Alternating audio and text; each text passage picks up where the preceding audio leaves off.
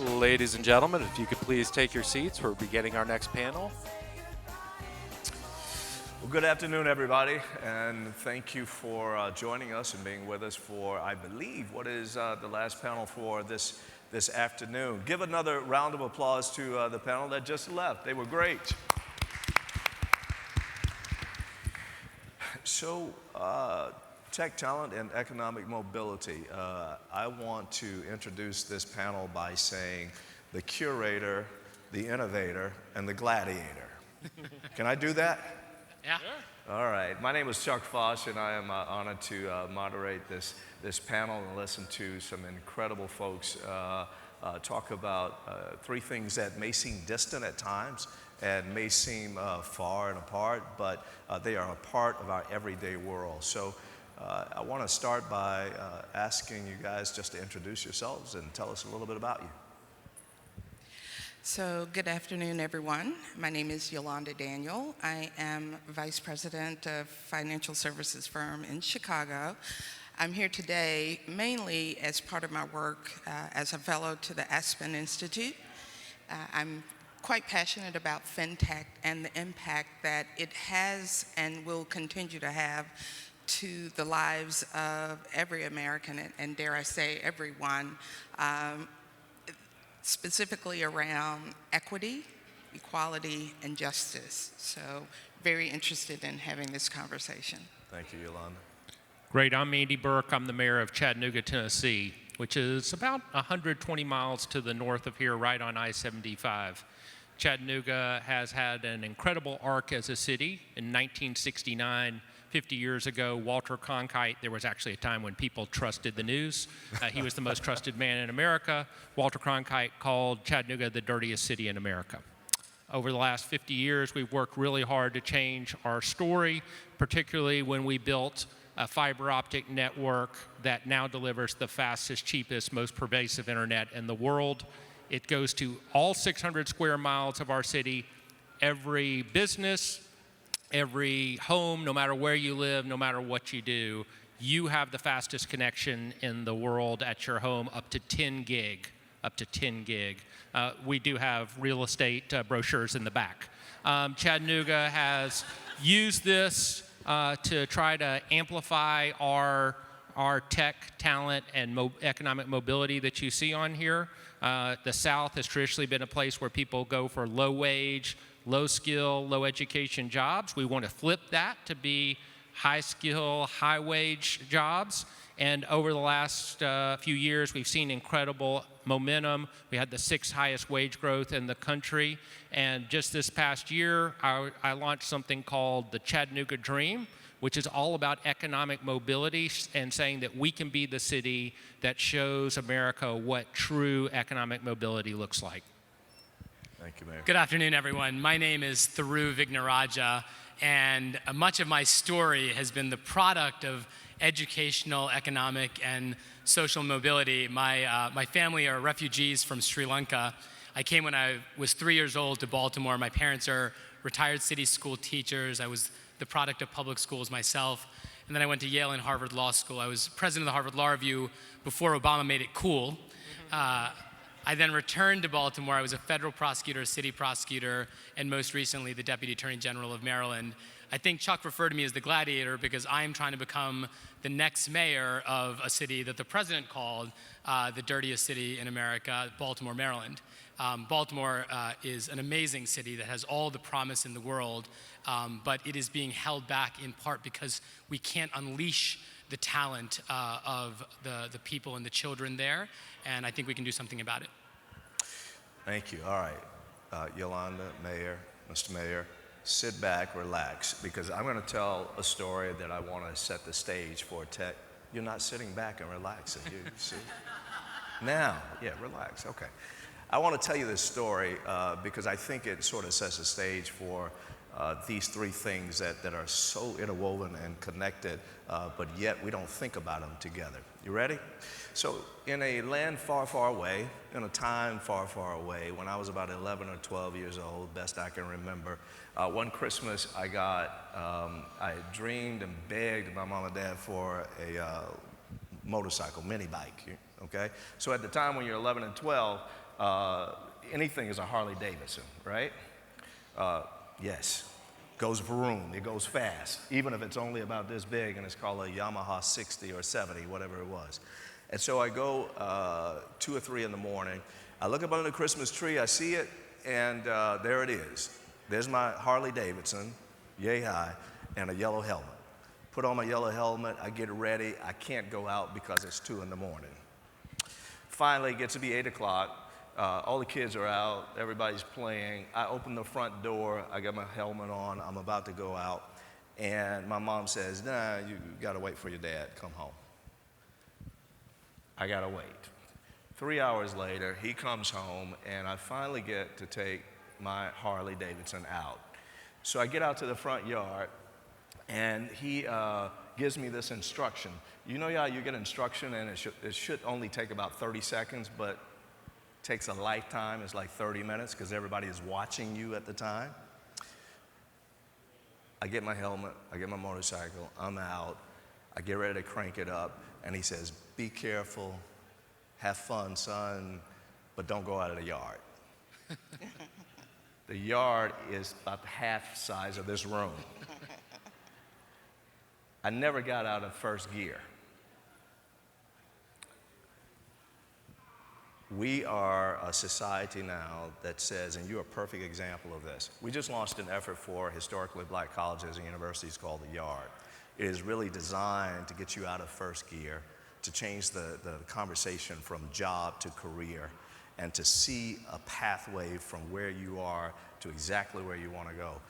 But most of the time, in our dreams, in our exposure, we are capped at first gear. We never get out of the yard, and we're never exposed to the things that we should be exposed to. You are a perfect example of being raised somewhere, studying somewhere else, now living somewhere else. Almost a nightmare for mayors because you want your tax dollars, your investment dollars, to become your tax dollars. But I want to start with you, Yolanda, and say, how do you get out of first gear? How do you get beyond the yard? How do you go beyond where you have seen? So that's actually a great start to the conversation when you think about talent and economic mobility.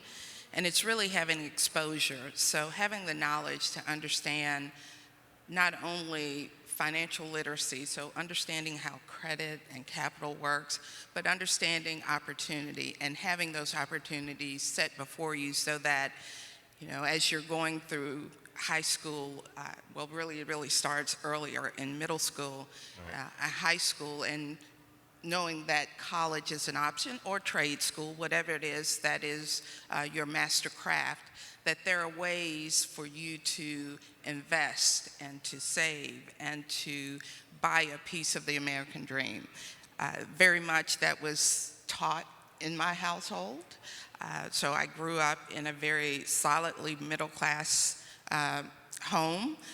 That means that we had everything we needed, but never everything that we wanted. Yeah. And so when I was 15, I was working because, you know, high school, you wanted those extra things. And that principle taught me the value of working and saving and understanding your environment and being exposed to broader communities than the one in which you grow up. So I know we're going to talk a lot about tech and exposure to tech. When I was going through college, I'm 22 years old, but when I was going through college, you know, I was learning Lotus Notes using DOS languages. Now we, you know, press a button and, you know, now we have chips in mice's head that can commute a thought to the next person. So how we have our kids and our younger generations keeping up with what's happening with fintech is going to be important as we think about economic mobility for this next generation. That sets me up, Mayor, for something you told me. I was walking and I heard the first part very clearly. You said out with the old and in with Thiru. That's right. That's right. Tell me what that means when you're trying to recruit talent, retain talent, and you've got almost insurmountable odds surrounding that. Yeah, you know, Baltimore is suffering from a real talent drain. Part of what we face is the fact that so many of the neighboring counties are doing so well. They have lower taxes, they have better schools, they have no crime. You've got Washington, D.C. to the south, you've got Philadelphia and New York to the north, and so there's a real challenge competing with these other places. Next year, Baltimore will become the only city in America that is smaller in 2020 than it was in 1920. That's a terrible place to be if you are trying to build a city and recruit the kind of talent that, you know, shock trauma at Maryland, Johns Hopkins, the port, a major international airport ought to be able to draw into a city. And so part of it is that we've got to change the narrative around the city. But I always say, you know, there are folks that blame The Wire for the problems of Baltimore. They say, you know, people go to London or the rest of the country, and I say I'm from Baltimore, and the first question is, oh, is it like The Wire? And of course, you can't blame The Wire. The Wire is a mirror of what's happening. And if we want to change that perception, we have to change the reality of the city. I remind people that we are more dangerous today in Baltimore than we were when we were the backdrop for The Wire. And so part of recruiting talent is actually taking away some of the obstacles that are in that narrative. But the other part of it is trying to present something that no other city could have, and unleashing talent and potential in ways that other cities, that other organizations haven't conceived of. If I could just give one, you know, quick story. My dad taught at Frederick Douglass High School, and a graduate of Frederick Douglass High School went to Lincoln College. He wanted to come back and be at the law school in Baltimore, but he couldn't get in because he was African American back then. And so he went off to Howard for law school. And the dean of Howard Law School saw so much potential in him, mentored him, said you could be anyone, you could be anything. And that kid went back to Baltimore. And 1 year out of law school, he filed a lawsuit against the University of Maryland Law School for not admitting blacks on a theory that had never been tried before. The University of Maryland Law School becomes the law school that is the first one desegregated by a court, by the highest court of Maryland. And then that theory, what he put forward in 1932, was the same theory that he put forward 20 years later when he argued Brown versus Board of Education. This was Thurgood Marshall. The greatest jurist in American history was a kid from Baltimore. And if he didn't have a chance to be spotted by the dean of Howard Law School, you don't know how much of the rest of that story goes. There's thousands of kids like that. But we have to realize that because of the city's challenges, some of that talent is underneath the surface. It's an amazing company in Baltimore called Catalyte. It was just profiled on 60 Minutes a couple months ago. They look for talent in coding using AI. You take a test. They don't know who you are, what your race, your gender, your age, whether you have a college degree or conviction. They know nothing about you. If you pass the test, they hire you, they train you, and you're part of Catalyte. If you don't, you're out of luck. They're not looking to see whether you get the answers right. They're looking for things that are more correlated with promise for coding. They look for your keystroke speed, for how many windows you have open, how your keystroke speed changes depending on anxiety-provoking conditions. That's a way to cut through the barrier to find the potential. And they are outperforming companies across the country. They're doubling in size every year. They're more reflective of the diversity of the underlying population than any coding company in the country. And that shows you that the talent is still there. We're just not as good at finding it, and perhaps tech is part of the solution. So what happens, Mr. Mayor, when you guys are competitors of sorts? Chattanooga's better, Baltimore's better, Chicago's better. So what happens when you're looking for talent? What do you say to them for not only recruitment, but for retention? Yeah, so I just never view us in competition with others, even when people try to pit us against each other, because we don't need everything. We just need our fair share, and we tend to get our fair share. And so we want to build a great city that people want to live in, and the more that we think of ourselves in competition to Atlanta, Nashville, Knoxville, Birmingham, Columbus, all the cities that you start to see around us, to me, the worse that we are. Part of this to me is we just we have this great city, right? We want to build it every day. But if the economic mobility piece is, if you aren't economically mobile, if you can't pay your bills, you can't enjoy the great city we're building. And so in 2019, the problem isn't that people don't have a job, they have a job. The problem is they have too many jobs, right? Most people have the main job, then they got a second job, then they're working on their own little business in addition. And so what I would tell you is there's this import side. How do we import our talent? That's really that's important. I feel like we're doing just fine. Chattanooga gets best town ever from Outside Magazine. We got all this cool stuff, music, culture, whatever. That part is great. And then you've got the homegrown side. We're actually a little better. We feel pretty good about the import side. I'd love to feel a little better about the homegrown side. And so we spend a lot more of our time in 2019 talking about how we invest in people in our city and a little less time about how we make ourselves attractive to the others. Didn't he do a great job at telling you how wonderful Chattanooga is? It's just me? It's almost like that's my job. Hey, and you're good at it. You are good at it. Yolanda, he talked a little bit about feeling good about where you are, where the surroundings, the people that you're with, because creativity happens that way. And so, how does that link with economic mobility now, given that they alluded to this sort of a new economy, what some refer to as the gig economy, the first job, second job, third job, and maybe the fourth job that I really love? So, what happens to us now in this new matrix, I guess? I want to touch on something that you said, Thiru, and that is thinking differently. And AI is really a democratization of data and allowing us platforms and ways to think about talent, to think about investment, to think about what really is potential very differently. It even allows us to think about who's worthy of credit very differently. When we're in an economy where you don't have long tenure, so you don't have individuals working for the company over 30 years. Several studies from FINRA and other organizations that show that millennials entering the workforce today will have on average approximately 17 jobs. So what does stability look like in that economy? And how do you think about the ability to repay for a home? That particular generation is delaying home ownership.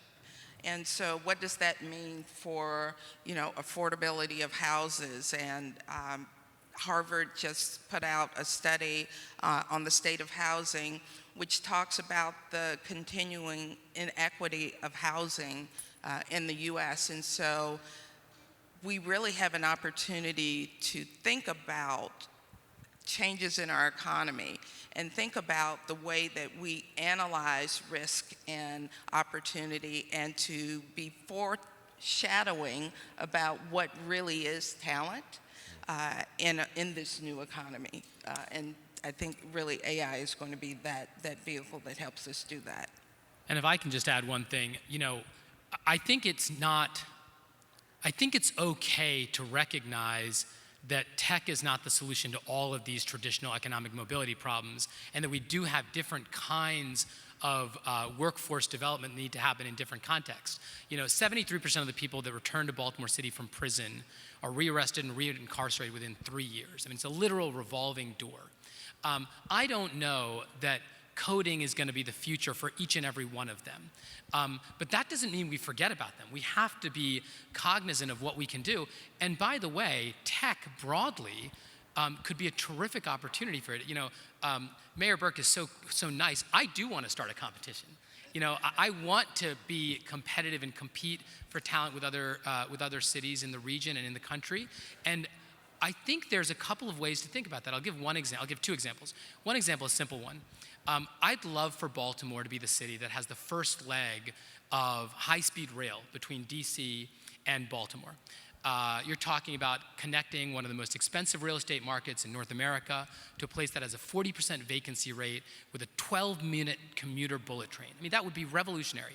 But just as important as it would be to have this new technology to help commuters, it would create 35,000 jobs. And those are jobs that are not just going to be coders and engineers. There's going to be some old-fashioned hard work to put those rails tracks down, just as Baltimore did when they built the first leg of the B&O Railroad.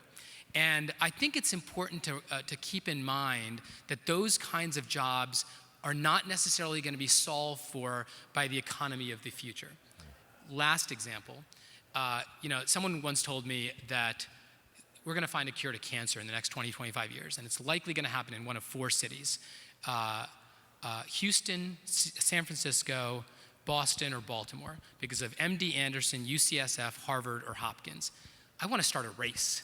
I would love for cities across the country to be competing for talent around cancer research, because that new wave technology, which is really blowing up in lots of different ways, is going to be important to attract PhD and Nobel Prize winners. I mean, that's what we need for that.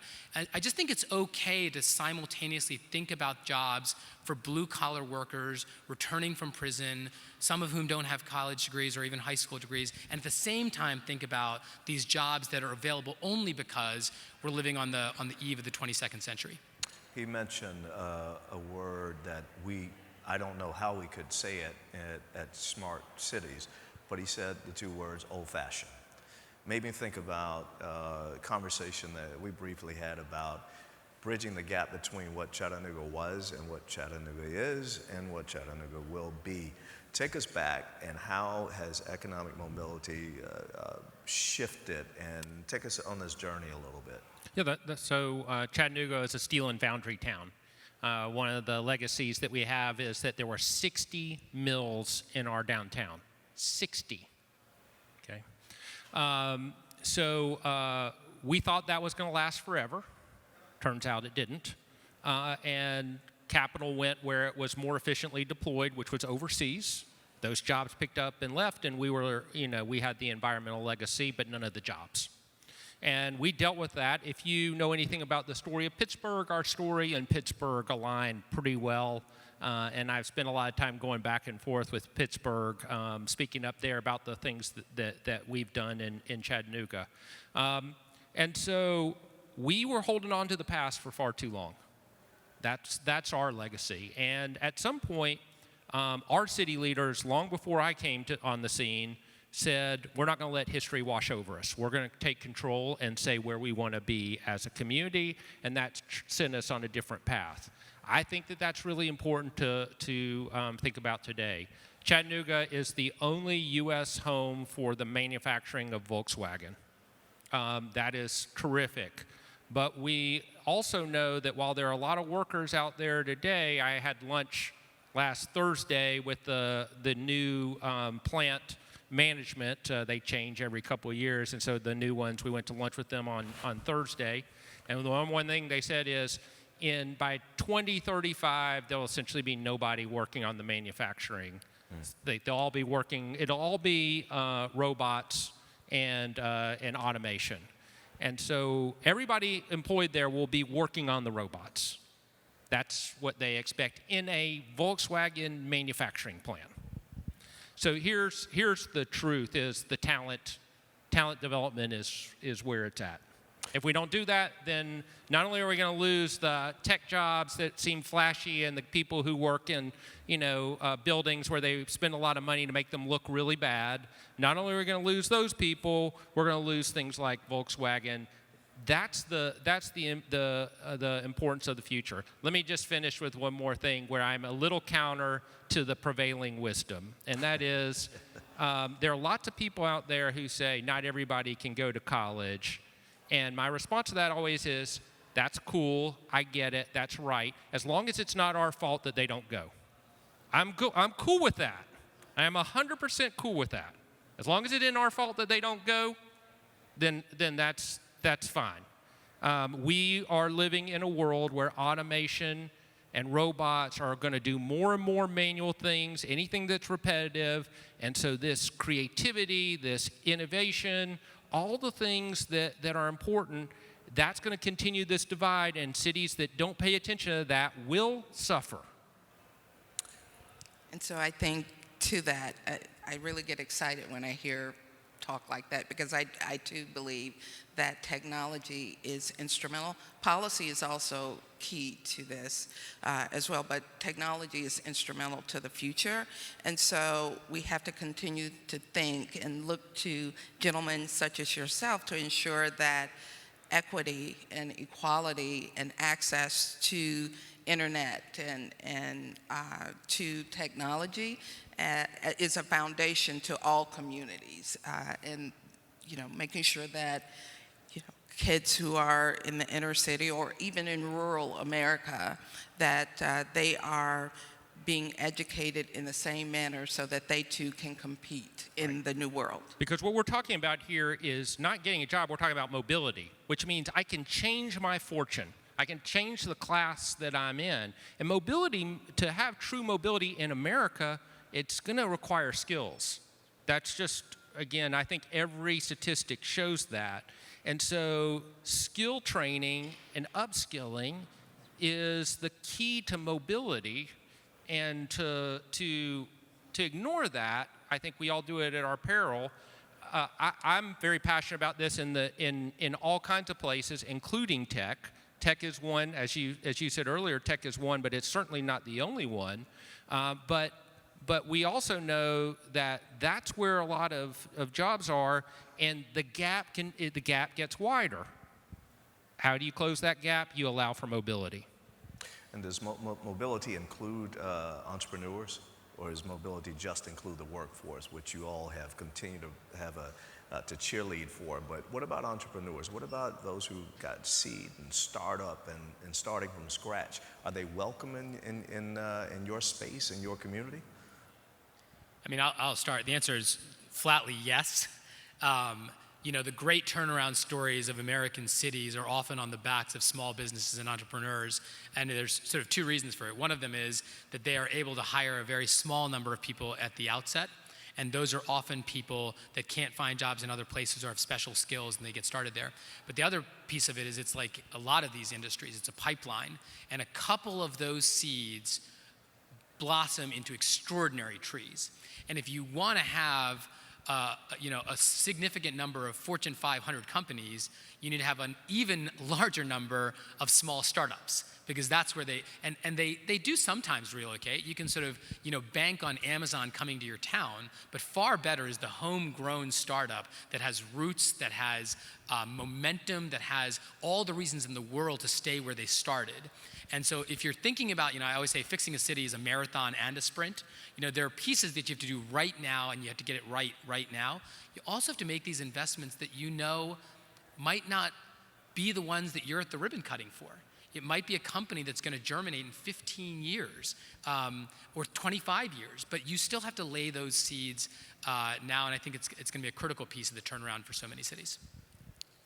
And one of the Fed's missions is to ensure full employment, and as part of that, one of my responsibilities is looking at small businesses and identifying ways to, one, either train them and help them to understand what it takes to do business, so technical training, but also helping to identify opportunities. And opportunities can range for direct procurement opportunities, but it also means being innovative. So how can you pair them with master crafters for various opportunities, or even look outside of the Fed and look at opportunities to introduce those suppliers, because as well as those suppliers do, they give back to the communities in which they reside. And so as you have more and more profitable and sustained small businesses, you have more tax dollars in communities, and you have more towards things such as education and other services in the communities in which those small businesses are located. Mayor? So about 10 years ago, there were these two guys sitting in their dorm not far from Chattanooga Center, and they were scanning pictures for their friends and family to put them on on some kind of CD-ROM that they were sending them, and they thought this is a pretty good business idea. They moved to the downtown Chattanooga, and over the course of time, it turns out people don't want CD-ROMs anymore, and they don't want thumb drives anymore. What do they want? They want them uploaded to the cloud, because Chattanooga has the fastest, cheapest, most pervasive internet in the world. They pretty soon had an advantage because they could upload it at higher rates than everybody else. After a little bit, they started employing 150 people. They got a great business going. And in a city like ours, when a two-person business becomes $150 million or $200 million, yes, I get in San Francisco that nobody necessarily notices that. In a city like ours, that's wealth creation. And I think you see that over and over again. That money goes back into the economy, creates more opportunity.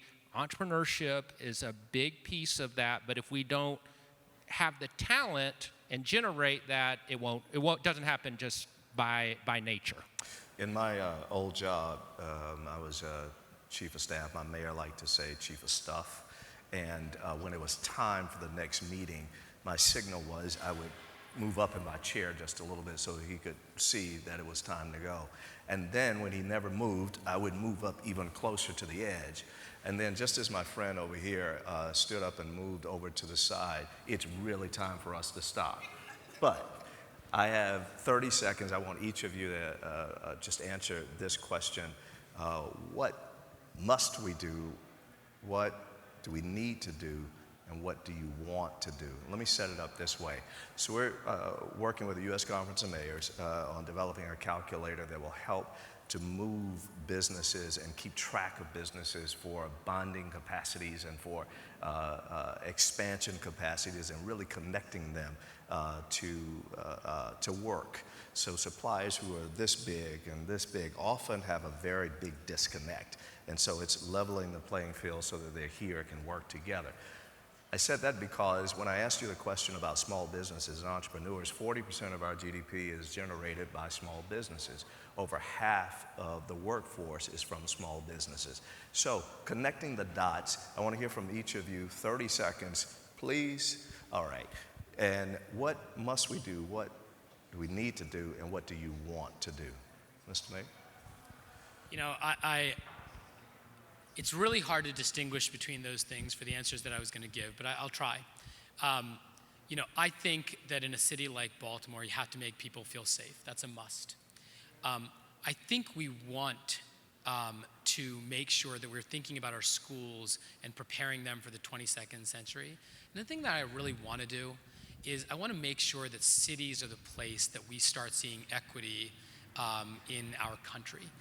The reason why this is an interesting conversation about economic mobility in the backdrop of cities is because that's where you see inequities most acutely. How amazing would it be if that was where they were first and foremost solved? Mayor? I kind of flipped while you were asking the question. So what must we do? We must change federal policy.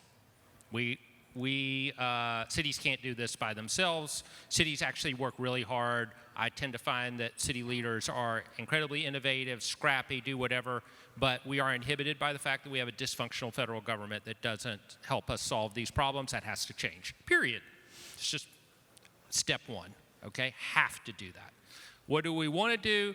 We need to figure out ways to invest in talent starting at the earliest phase. So we didn't get to talk a little bit about this, but I think Chattanooga is at the head of the pack when it comes to investing in early childhood. I think that is not only, that doesn't just help with the young people of the time, that's investing in families. And when families get better, they get stronger. When your kids are better, the father and mother do better. When the father and mother do better, the kids do better. That's critical. And then what do we want to do? I think that we want to build this place that is incredible, that generates talent, that is culture and food and opportunity and whatever else you want to put in there that people like me work on every day. But we want to do that and allow more people who live in our city to feel like they are part of that rather than on the outside and that's somebody else's job to enjoy it. Yolanda? What we must do, the first thing that I think about, there by the grace of God go I. And so what we must do is value every life and see the value in every person. Every person who is here has the opportunity to contribute greatness. We have to release, and so this is the need to do, we have to release old thoughts and paradigms. That includes policies, that includes really, truly, and this sounds a little bit idealish, but love our neighbors and understand that you can't be afraid and you have to allow opportunity equally across all segments of the economy. And then what I would like to do is to ensure that we erase the gap that is represented by access to technology and technical education, financial literacy, so that people understand, generations to come understand what they own in terms of their responsibility to be self-empowered and to contribute to the economy and be their part of economic mobility for their neighborhoods, cities, states, the country, and across all places. Everywhere.